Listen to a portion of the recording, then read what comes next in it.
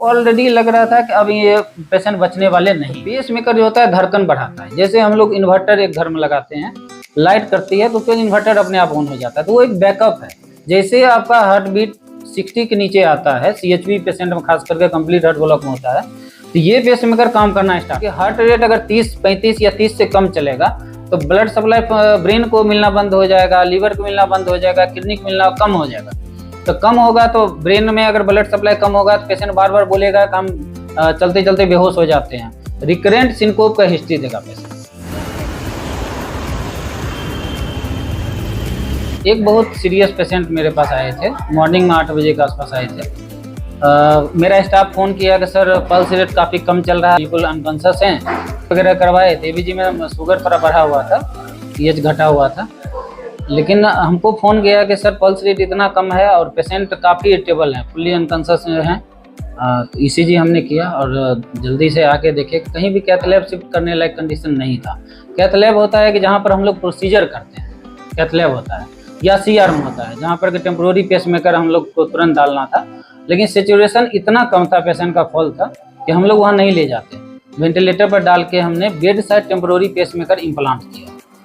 Temporary pace maker implant करने के लगभग 24 आवर तक पेशेंट अनकॉन्शियस रहे। उसके बाद हम लोगों ने रात भर मेहनत किया, 3 बजे रात को वो कॉन्शियस हुए। घर के आदमी जो भी हैं उनको लग गया कि पेशेंट अब बचेगा नहीं। हम लोग विश्वास एकदम छोड़ चुके थे। हम लोग को भी लग रहा था कि पता नहीं क्या होगा। एक्चुअली इतना कम पल्स रेट था, 20 से भी कम हार्ट रेट आ रहा था। उसमें होता है एक्चुअली सारे ऑर्गन का ब्लड सप्लाई घट जाता है, जिससे कि मल्टीपल ऑर्गन डिस्फंक्शन था। यूरिन आउटपुट बिल्कुल नील था, नहीं आ रहा था। उस समय का क्रिएटिनिन हम लोग देखे थे तो 4 क्रिएटिनिन था।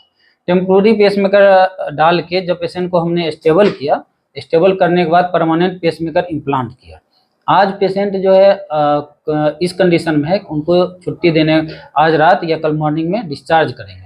और अभी उनका क्रिएटिनिन भी घट के 2 आ गया है। 1-2 दिन बाद जब उनका फिर से इन्वेस्टिगेशन कराएंगे तो किडनी फंक्शन पूरी तरह से ऑलमोस्ट नॉर्मल हो चुका है, यूरिन आउटपुट नॉर्मल हो चुका है। पेशेंट था ये तो ऑलरेडी लग रहा था कि अब ये पेशेंट बचने वाले नहीं हैं। ओल्ड एज था, गांव देहात का सब आदमी ये समझ गया कि अब ये बचेंगे नहीं। पेसमेकर होता क्या है, किस तरह काम करता है? देखिए, पेसमेकर और खास करके कोरोनरी आर्टरी डिजीज, इसमें लोगों को कन्फ्यूजन रहता है कि हार्ट ब्लॉक क्या है, कोरोनरी आर्टरी डिजीज क्या है।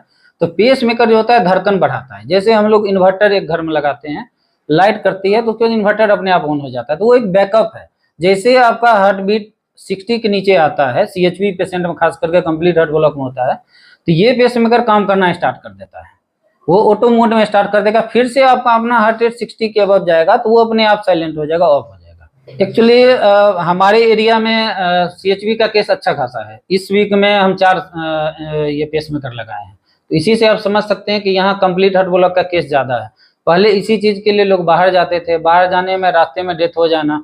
और ये पेशेंट में इसलिए कॉम्प्लिकेटेड था कि ये पेशेंट बिल्कुल अनकॉन्शियस थे, यूरिन आउटपुट नील था, सेप्टिसीमिया था। इस कंडीशन में करना थोड़ा रिस्की होता है। जब तक पेशेंट कॉन्शियस नहीं होते हैं, फैमिली मेंबर हम पर विश्वास भी नहीं करता है। जैसे ही पेशेंट होश में आए, उनका घर परिवार का सारा आदमी समझ गया कि डॉक्टर साहब दिन रात मेहनत किए और अब जो ये बोल रहे हैं बिल्कुल सही है। और अभी जो है वो सब मैंने उनको जो भी बोलेंगे उनको सब चीज़ अच्छा लगेगा, क्योंकि हमने मेहनत किया और मेरा मेहनत सफल हुआ है। इसलिए आज हम ये आप लोग के बीच शेयर कर रहे हैं।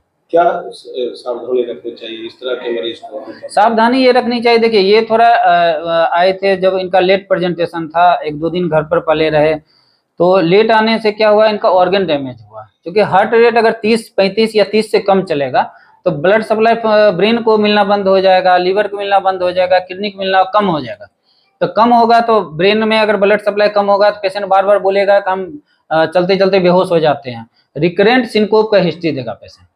तो दूसरा है कि यूरिन आउटपुट इनका घट गया, ब्लड सप्लाई जैसे ही किडनी का कम हुआ तो यूरिन आउटपुट कम हो गया, किडनी फंक्शन डिरेंज हो गया।